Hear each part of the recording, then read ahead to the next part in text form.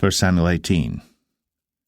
And it came to pass, when he had made an end of speaking unto Saul, that the soul of Jonathan was knit with the soul of David, and Jonathan loved him as his own soul.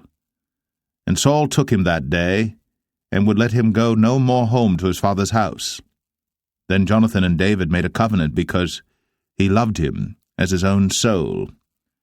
And Jonathan stripped himself of the robe that was upon him, and gave it to David, and his garments, even to his sword, and to his bow, and to his girdle.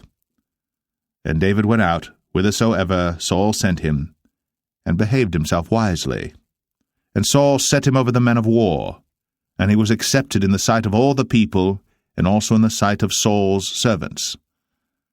And it came to pass, as they came, when David was returned from the slaughter of the Philistine, that women came out of all cities of Israel, singing and dancing to meet King Saul, with tabrets, with joy, and with instruments of music. And the women answered one another as they played, and said, Saul hath slain his thousands, and David his 10,000s. And Saul was very wroth, and the saying displeased him, and he said, They have ascribed unto David 10,000s, and to me they have ascribed but thousands. And what can he have more but the kingdom? And Saul eyed David from that day and forward. And it came to pass on the morrow that the evil spirit from God came upon Saul, and he prophesied in the midst of the house. And David played with his hand, as at other times. And there was a javelin in Saul's hand. And Saul cast the javelin, for he said, I will smite David even to the wall with it. And David avoided out of his presence twice. And Saul was afraid of David, because the Lord was with him, and was departed from Saul. Therefore Saul removed him from him, and made him his captain over 1,000, and he went out and came in before the people. And David behaved himself wisely in all his ways, and the Lord was with him. Wherefore when Saul saw that he behaved himself very wisely, he was afraid of him.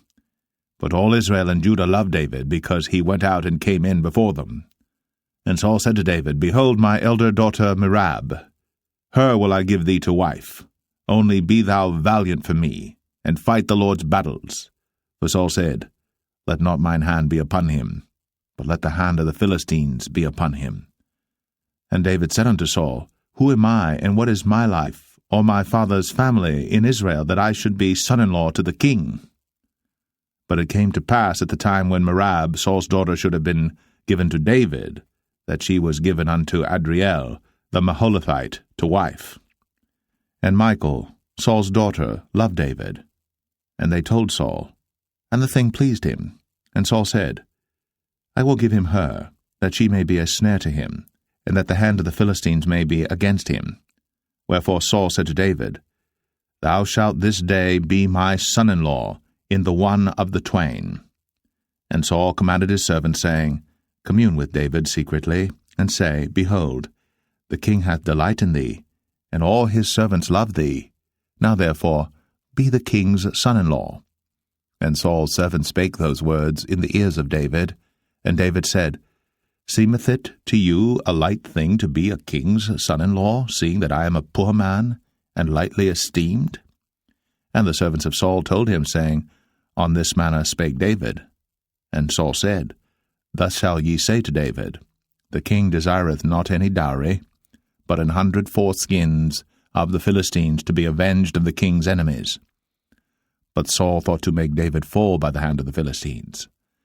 And when his servants told David these words, it pleased David well to be the king's son-in-law, and the days were not expired.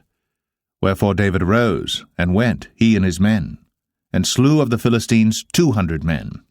And David brought their foreskins, and they gave them in full tale to the king, that he might be the king's son-in-law. And Saul gave him Michal his daughter to wife. And Saul saw and knew that the Lord was with David, and that Michal, Saul's daughter, loved him.